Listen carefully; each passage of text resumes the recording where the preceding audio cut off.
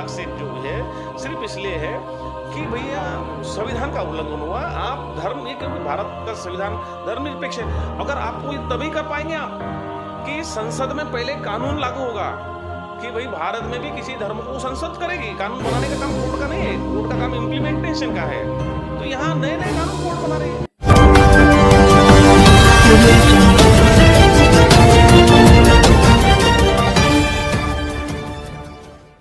अभी हाल ही में कुछ समय पहले सुप्रीम कोर्ट का एक डिसीजन आया था जिसमें जो बाबरी मस्जिद है, बाबरी मस्जिद की जगह राम मंदिर जो बनाया जा रहा है और उस पर सुप्रीम कोर्ट की क्या अपनी प्रतिक्रिया है।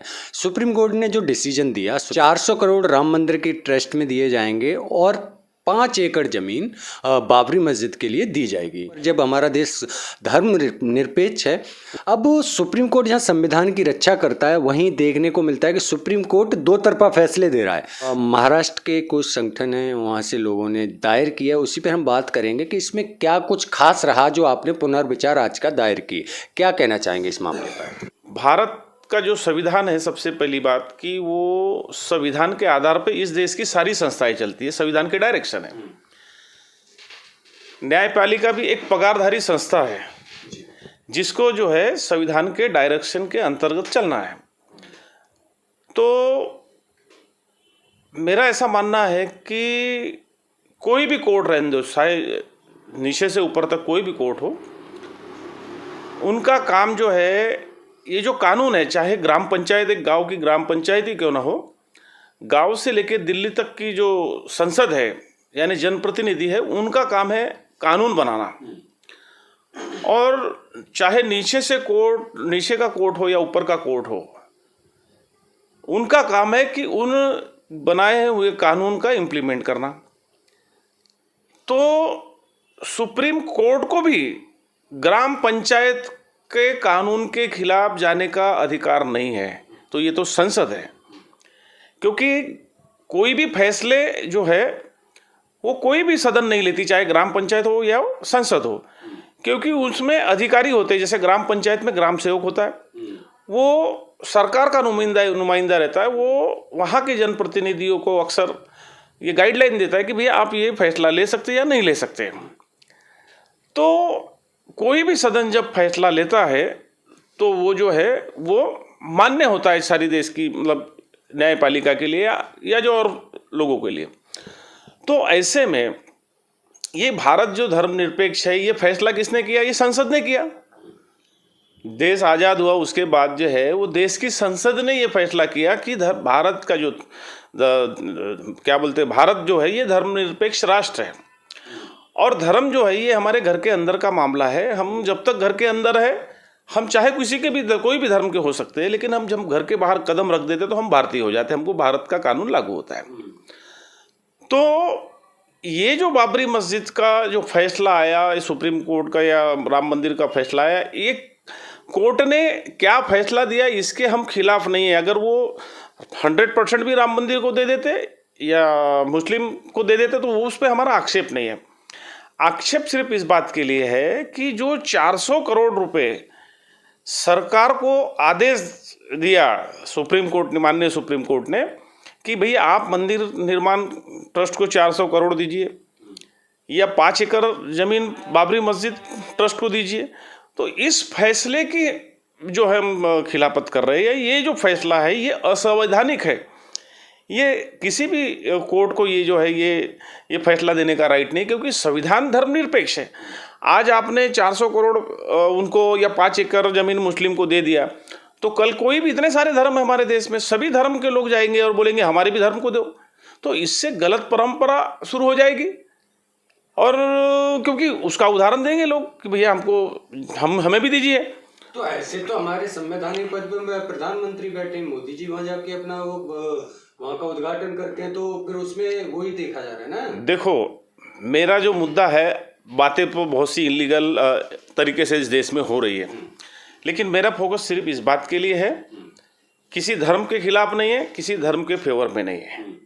मेरा सिर्फ उद्देश्य है कि इस भारत के संविधान के कुछ डायरेक्शंस है और उस डायरेक्शन के आधार पे सुप्रीम कोर्ट ने तो सारी संस्थाओं को चलना है, और इस देश की सारी संस्थाएं वो संविधान के अंतर्गत नहीं चल रही है, और इसलिए हमारे देश में ये हाहाकार कन्फ्यूजन जो है, भाई भतीजावाद क्या बोलेंगे कि धर्मों के प्रति आपस में जो है द्वेष निर्माण हो रहा है।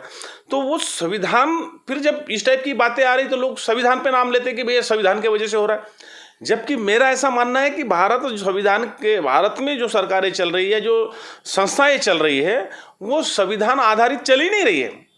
अगर वो संविधान आधारित चलती, संविधान के गाइडलाइन पे चलती, तो मेरा ऐसा मानना है कि देश में ये जो जातिवाद या धर्मवाद और इस टाइप की राजनीति पनपती नहीं। तो कहीं ना कहीं इसमें संविधान की कहीं गलती नहीं है, तो चलाने वालों की गलती है, और ये तो मनमानी तरीके से हो रहा है। मैं सिर्फ कोर्ट के बारे में, एक तो कोर्ट को तो मैं केस कर रहा हूँ अभी, मतलब जा रहा हूँ सुप्रीम कोर्ट में उसके खिलाफ, लेकिन मेरा आक्षेप सारी संस्थाओं को है कि सारी संस्थाएं जो है ये संविधान के अनुरूप नहीं चल रही है। तो क्या लग रहा है ये पर जो सुप्रीम कोर्ट का फाइनल डिसीजन आया था, तो इस पे आप किस तरह से विचार करें? इसमें जो सुप्रीम कोर्ट का जो डिसीजन आया, फाइनल डिसीजन, उस पर मैं माननीय सुप्रीम कोर्ट से को दरख्वास्त करूँगा, याचिका, पुनर्विचार याचिका इसमें करें, क्योंकि जो हमारे आदरणीय माननीय जज बैठे हैं, वो एक कोई भी जज हो चाहे या कोई भी सरकारी संस्थाओं का आदमी है, वो अपने इंटरेस्ट से कोई काम नहीं कर सकता। उसका अपना जो इंटरेस्ट है या उसकी अपनी मान्यता है, इसका कोई मतलब नहीं है। भाई संविधान के क्या गाइडलाइंस है कोर्ट के लिए या अन्य संस्था के लिए, उस गाइडलाइन को वो उसको फॉलो करना है, उसको अपनी अकल लगाने का संबंध ही नहीं है इसमें। अपने तरफ से तुम्हारी फीलिंग क्या है, तुम्हारी सोच है, तुम कौन हो भाई, तुम्हारा इंडिविजुअल क्या मामला है, कोई लेना देना नहीं है। कोई चाहे पुलिस हो, कोई हो, पुलिस भी आप देखेंगे कि भाई कानून में जो बैठता है वही करते हैं। हमेशा हम लोग चर्चा में देखते हैं कि ये कानून में बैठता है या ये कानून में नहीं बैठता, यानी कानून की बातें होती है, लेकिन यहाँ तो कानून का कहीं अता पता ही नहीं है। जब भारत धर्मनिरपेक्ष है, और आप कैसे उसको दे सकते हैं? आप अगर 100% हिंदू मंदिर को, वो ट्रस्ट को जमीन दे देते तो मेरा आक्षेप नहीं था, मुस्लिम को दे, मेरा आक्षेप उसमें नहीं है। मेरा आक्षेप जो है सिर्फ इसलिए है कि भैया संविधान का उल्लंघन हुआ। आप धर्म, ये क्योंकि भारत का संविधान धर्मनिरपेक्ष है, अगर आपको ये तभी कर पाएंगे आप कि संसद में पहले कानून लागू होगा कि भाई भारत में भी किसी धर्म को वो संसद करेगी। कानून बनाने का काम कोर्ट का नहीं है, कोर्ट का काम इम्प्लीमेंटेशन का है। तो यहाँ नए नए कानून कोर्ट बना रही है, तो इसके खिलाफ हम जो है, आपको पता होना चाहिए देश में ज्यादातर 90% जो मेरी समझ में है, पुनर्विचार याचिकाएं को रद्द कर दिया जाता है। अब 90 आपकी कितनी पॉसिबिलिटी है कि आपकी पुनर्विचार याचिका पर सुनवाई होगी? क्या कोर्ट इस पर सुनवाई करेगा? देखो, कोर्ट का काम जो है निष्पक्ष तरीके से, कौन व्यक्ति याचिका कर रहा है, कौन संस्था याचिका कर रही है, ये विषय नहीं है। विषय इस बात का है कि याचिका में क्या क्या कहा गया, संवैधानिक कहा गया कि नहीं कहा गया। तो कोर्ट अगर उस पर याचिका, या मुझे बाकी याचिकाओं का तो मुझे लेना देना नहीं है, लेकिन मेरी याचिका को खारिज करने का जो मैं अभी करने वाला हूँ, जो कुछ उसका प्रोसेस चल रहा है, हम लोग 3 तारीख को डालने वाले थे, तो उसमें कहीं भी वो खारिज होगी मुझे ऐसा लगता नहीं, क्योंकि खारिज होने के लिए कोई कारण तो हो ना, क्योंकि उसमें कारण मिलने वाला नहीं। मेरा सीधा एक ही पॉइंट है कि भारत धर्मनिरपेक्ष देश है, और भारत का जो संविधान जो है वो सर्वोपरि है।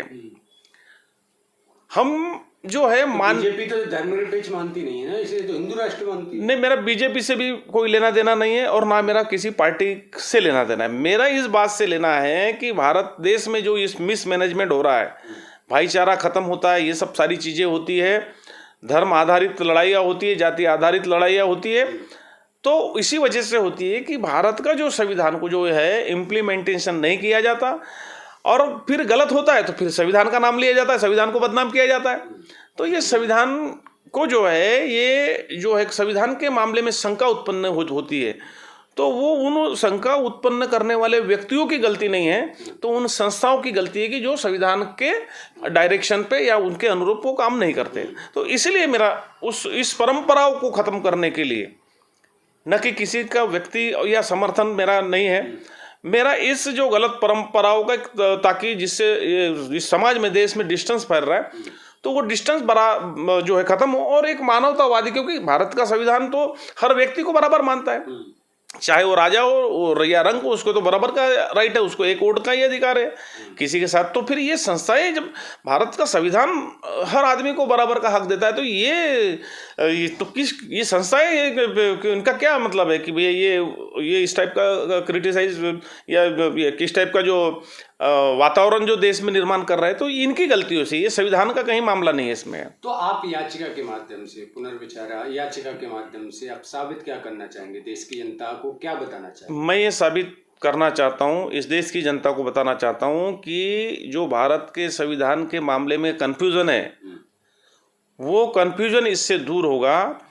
और इसमें ये मेरा एक उद्देश्य है कि इससे आने वाले समय में न्यायपालिका हो या कार्यपालिका हो या संसद जो भी हो, तो उनको जो है वो संविधान के आधार पे चलने के लिए प्रेरणा मिलेगी या बाध्य होगी। कहीं ना कहीं लोगों में अवेयरनेस आया, ये जानकर वो कहीं ना कहीं इस बात को बाध्य होंगे, डरेंगे कि भैया नहीं रे बाबा, अभी लोग, देश की जनता भी जो है वो जागरूक हो रही है, वो हम पे नज़र रख रही है, देख रही है। तो हमें भी जो है संविधान के हिसाब से जो है, संविधान के जो गाइडलाइंस है उसको हमको फॉलो करना है। तो ये एक बड़ा फायदा होगा ये इस याचिका से, ऐसा मैं समझता हूँ।